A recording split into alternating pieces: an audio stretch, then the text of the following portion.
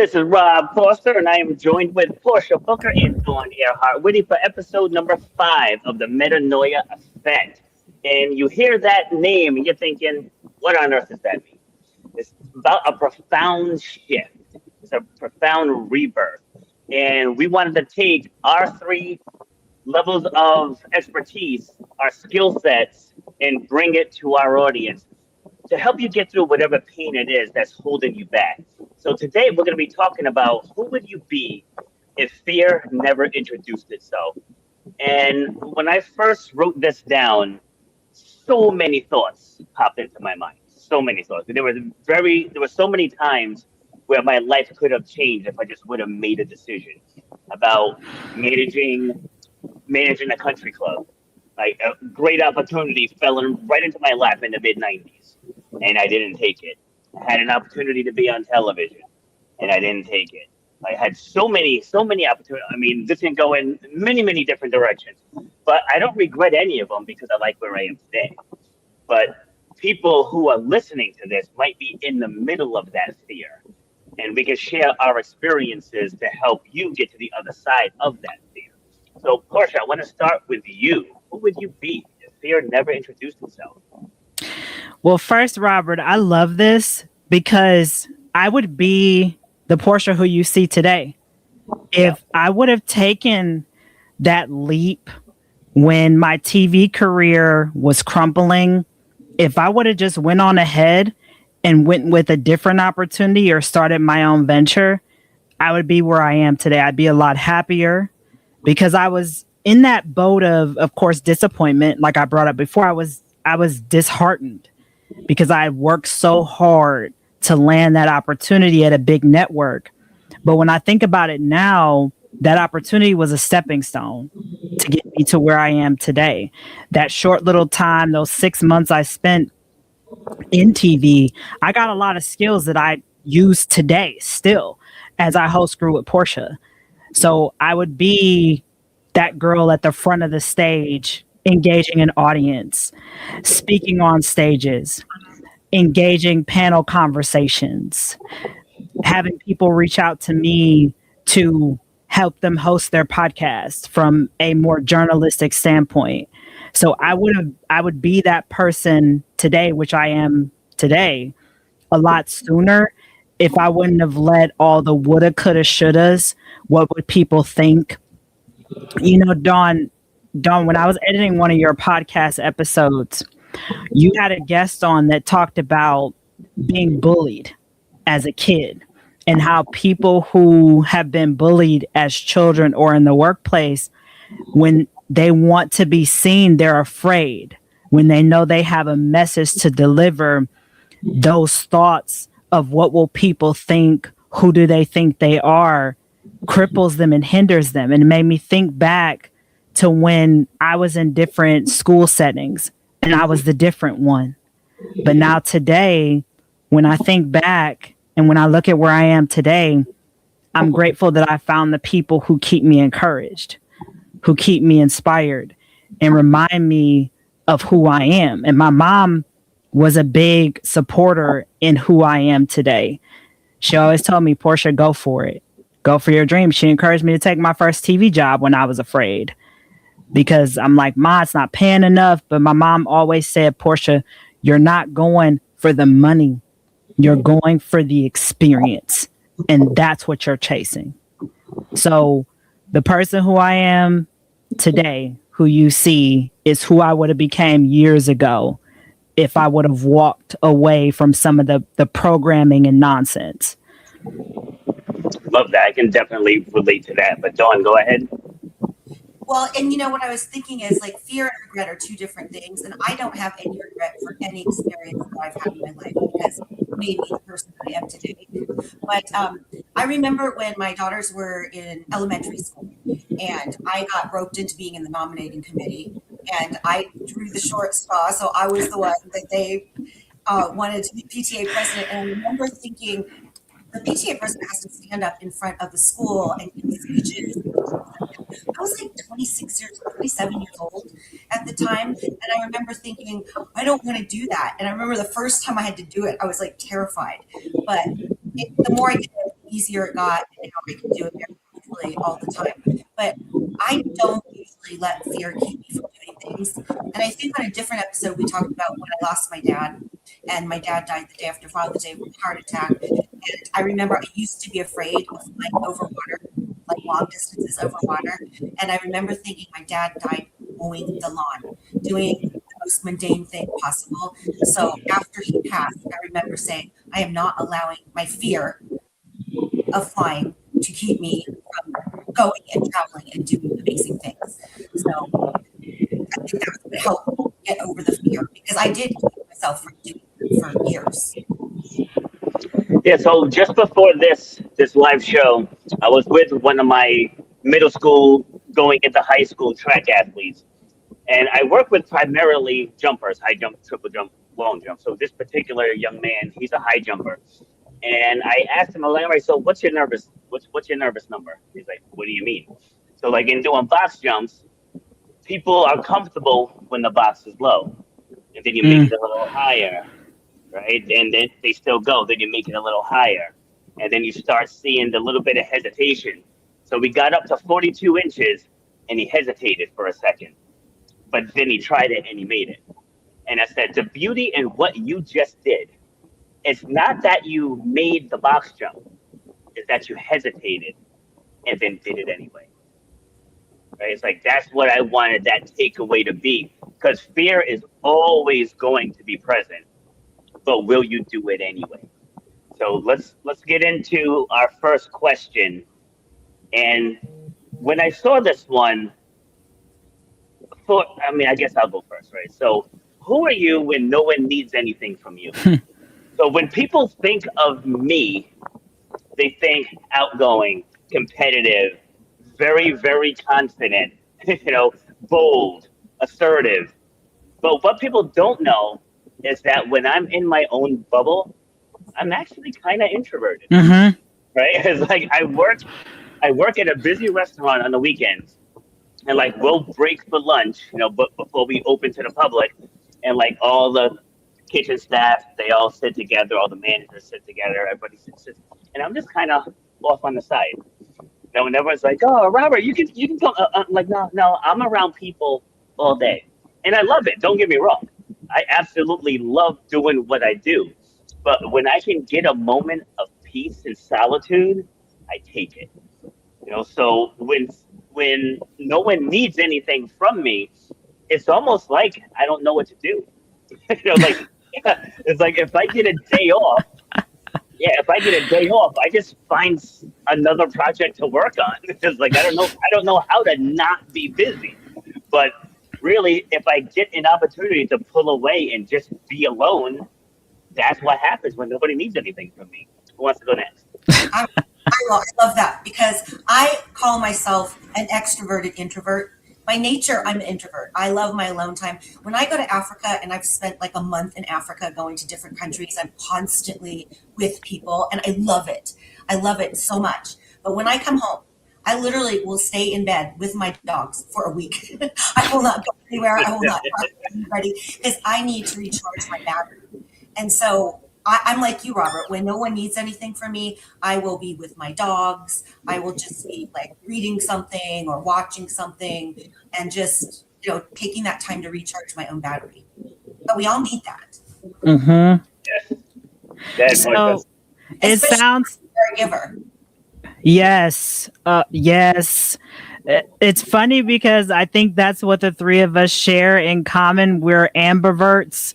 We're introverted extroverts. We know how to, be around people, entertain the masses, but then we're like, okay, here's the fly swatter, repellent, go away. Tss, tss, everybody go away for a little while, because I'm just like both of you, where I need to recharge my energy after being on camera, hosting, producing, mentoring different people, meeting new clients, meeting prospective guests, all the list of things. So for me, when nobody needs anything from Portia, I'm either in my car going to Geneva on the lake to sit by the water, or I'm going on a hike with Nick and I, or spending time with Mr. Fletcher, my furry butt companion who's in the hallway. You can't see him, but I'm literally disconnected from social media, from my phones.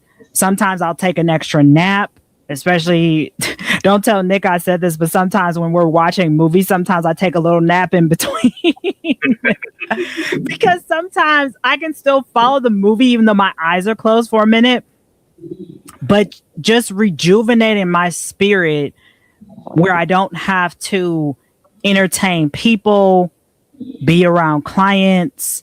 I can enjoy my time alone, go out places, be by water. That is my biggest thing is when I'm not around people, I find rejuvenation and solitude around water, whether it's the lake, going out to Geneva, going to the park around the corner from Nick's house, just being around water or even journaling. So sometimes, Dawn, shout out to you for the candle that you sent. I'll sit in my kitchen and journal with a candle just to have that scent of grounding where my thoughts are clear, they're flowing. I have my headphones on playing just like some simple either orchestral music, symphonic metal. Those of you who don't know what symphonic metal is, it's just a genre of music that uses orchestral instruments instead of the hard rock, heavy metal stuff, but it uses an orchestra arrangement instead. And so that's what I do to help rejuvenate me. I'm very introverted. So it's weird. It's kind of like that oxymoron. You know how you hear those stories of somebody who's really, really tall and their last name is Small type of thing. I think describes the three of us where people see us as extroverted, but really we're very introverted. We need our time to rejuvenate, be alone, repel everybody to stay sane. See, I call myself an introverted extrovert because definitely when the lights are the brightest, I shine. Like that's totally when I shine. Like even here in the gym, we have a basketball hoop. This is gonna sound just ridiculous, but so we have a basketball hoop. So in class, I was like, one of the women had the ball. It's like if you make that shot, you can remove something from the circuit. And to her credit, she nailed the shot. Right. And then someone's like, Rob, if you make one from half court, you can put it back in. Now, it's not easy to make a half court shot. Right. And I got a dozen people in class watching me. And I drain that baby. Like, boom. It's like those are the moments that I live for. But like I said, but once everything calms down, get off me. So I'm definitely an extrovert first. But then once everything settles down, it's like I'm just fine being in solitude. So, all right. Wait, Robert. Go ahead. So wait, Robert. That means we'll need to have a round of Around the World sometime. Let's go. It is my jam. Let's go. Go ahead, Dawn. Count me in, but no, I'm the opposite. I don't like the spotlight. I prefer to do things behind the scenes, but when it calls for me to stand up, I will do it. So I'm more comfortable in the introvert place, but I do love people. It's just that it's my first nature is the introvertedness. The extrovert, I can allow that to happen. Okay, I like it. All right, so wait, Dawn's gonna join us in Around the World? I don't know what that is actually, but if it's basketball, wait, you said it is. It is basketball. I love shooting. I do. Let's break that down once we go off the live stream. Let's move on to the second question. All right. So, what if the worst thing that ever happened to you became your greatest qualification? Who wants to tackle this one? I can go. I can honestly say that for me, losing my mom was one of the hardest experiences I've ever had. And her transition was for my transformation.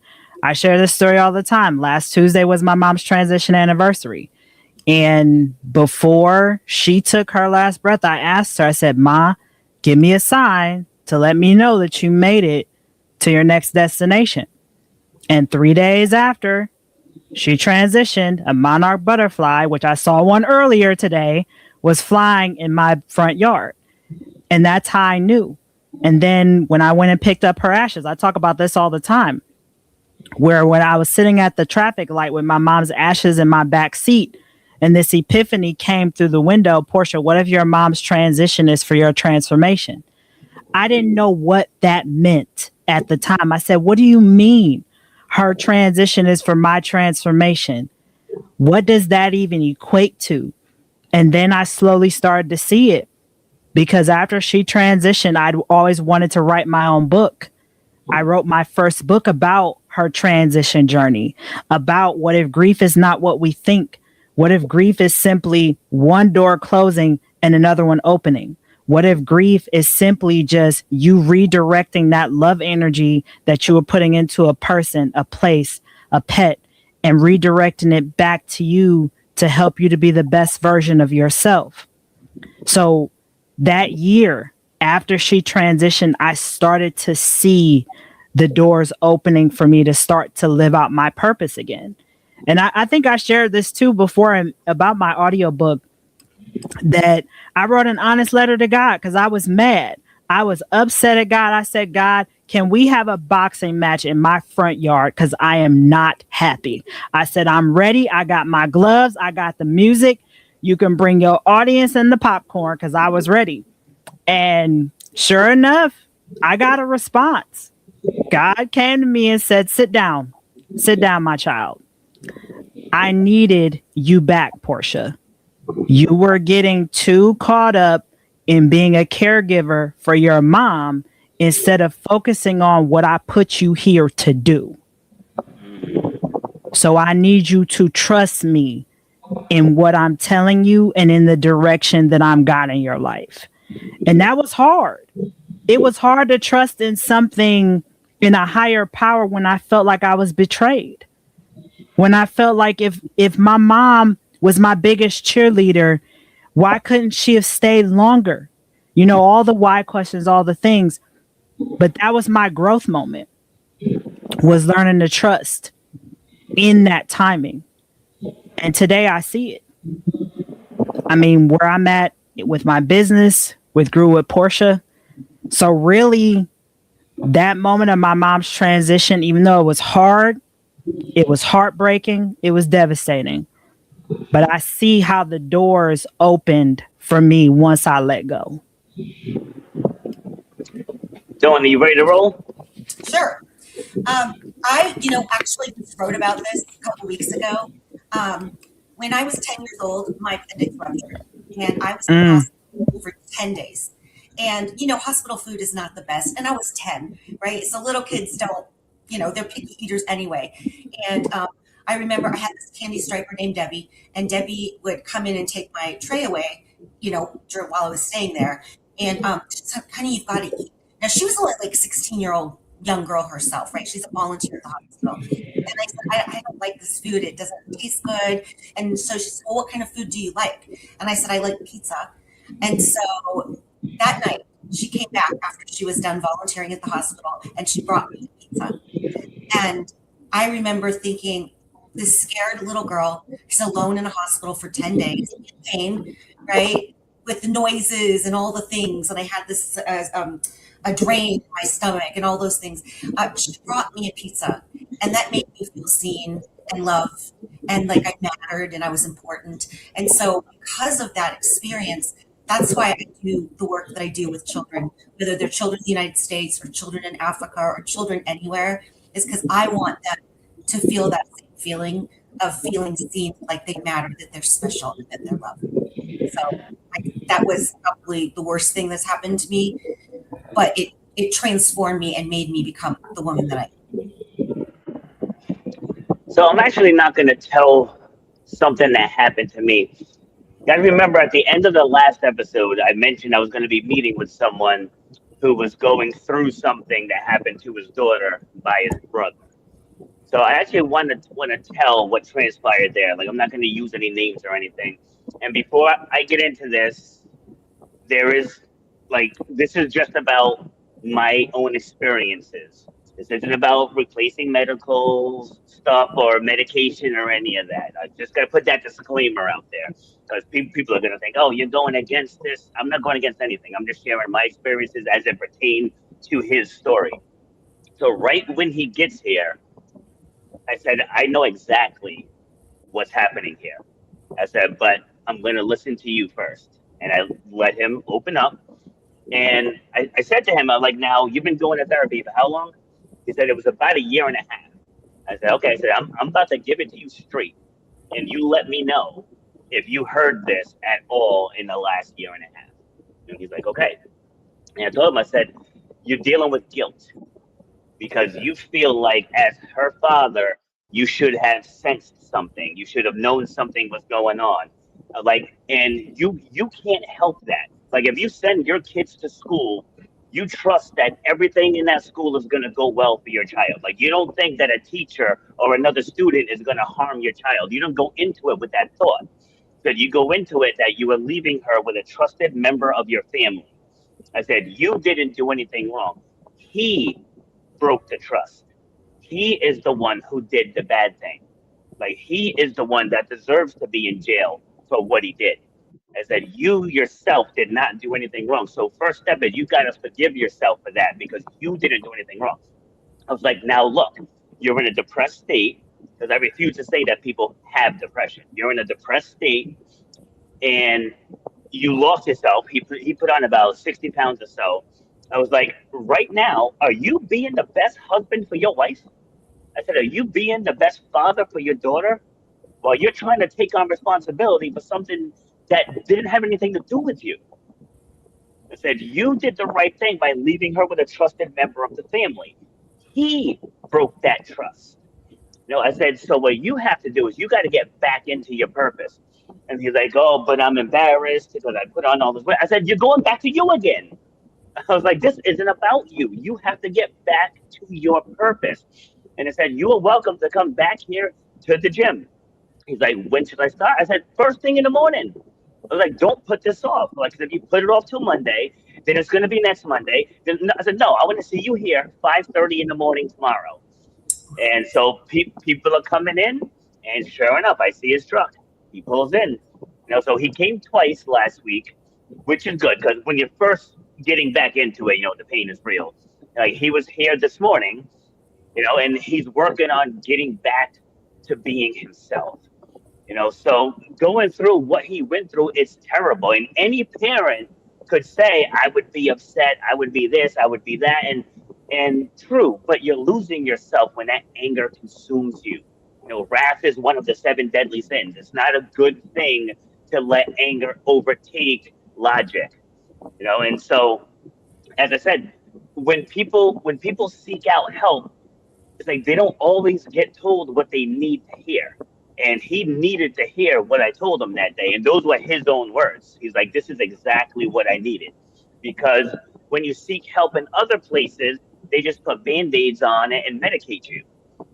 Right? And I've interviewed probably 30 therapists, clinical psychologists, psychotherapists on my other show. And a lot of them got out of the industry because of that. Because like the protocol is to just get them on meds and have them come in once or twice a week. I mean, there are people out there that definitely need that. Like I said, I'm not trying to say this replaces that, but a majority of people are just getting put on it just to get put on it. And I'm not afraid to say it. You two got anything to add? Yeah, I agree too, Robert. I mean, and I commend you, Robert, for coming at him from the angle of a father too, because I think sometimes men need that. Because in this world, for a man to feel safe to be vulnerable, that's already a battle for a lot of them. Because I get more men that cry on my shoulder than women sometimes, and I feel honored that I can create a safe space for a lot of men who may not feel comfortable or safe enough to confide in their sister, their wife, anybody. So for you to meet him with that tough love, he needed that. And I've said this too, Robert, that I think sometimes in our current healthcare model, the agenda is to keep you sick, I feel like a lot of times. And I talk about this with the grief work that I do, that sometimes they try to label grief as a diagnosis, and grief is a part of the human experience. Yeah. It's not a diagnosis. You're not mentally ill. Your life was interrupted. Grief is the result of loss or change. It's not always about losing a person physically. You can experience grief. Look at the rates of postpartum depression that's going up amongst women. Such a beautiful thing to bring in a new life into the world, but yet there's still this level of emptiness that you may feel or regret because now your life is different. So I'm in agreement with you, Robert. So commend you for pulling that guy's coat, is what my uncle used to say, because you guys need that too. You need a safe space. And a lot of men to me in this world today don't feel that. Agreed. Go ahead, Dawn. Well, it's interesting that you say that, because whenever I was looking at the analytics for my podcast, at least on YouTube, 50%, 51% actually of my audience is male. And I think it's because men are afraid or embarrassed to ask for help or to seek help from a therapist or whatever. So they use alternative ways to process the things that they're going through. And I thought that was very interesting too. And I want them to know, like, we're all human, whether you're a man or you're a woman. Like, we all need each other. We need the support of each other. We need to forgive ourselves and give ourselves the same grace that we give the people we love. Know what's funny about that is, like, a lot of men need the softness of a woman in those times. A lot of women need the toughness of the men in those times. My analytics on my podcast is 68% women, 32% men. Because a lot of women don't get told the truth. A lot of times it gets sugarcoated, it gets validated, it gets whatever the other buzzwords are. And it's like, no, this is what's happening. It's like you got to tell them, like, straight into the point. And so a lot of women gravitate to my show for that reason. So we only have a few minutes left. So do we want to just finish out this topic, or do we want to tackle the third? Because, like, I don't want to go too far over time. You can make. All right, let's bring in the third one then. Yeah, bring it in. All right. So when did survival become your personality? And I will just speak quickly on this, because this is something I talk about a lot.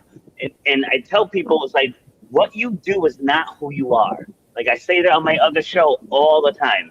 Like, I'll ask people, I'll say, who is Portia? Like, you probably remember that question, and you too, right? It's like, who? And so many people can't answer that question. Like, they answer with all the hats that they wear. And it's like, no. You got to strip all that away. What's left? And for me, I'm a competitor. I just had knee replacement surgery in January. I just did a Spartan race 2 weeks ago, and I just did a Deca Strong competition just yesterday with a partner. We smashed our goal, and we won our division. And people were saying I wasn't going to be able to do stuff for a year. But at my core, I'm a competitor.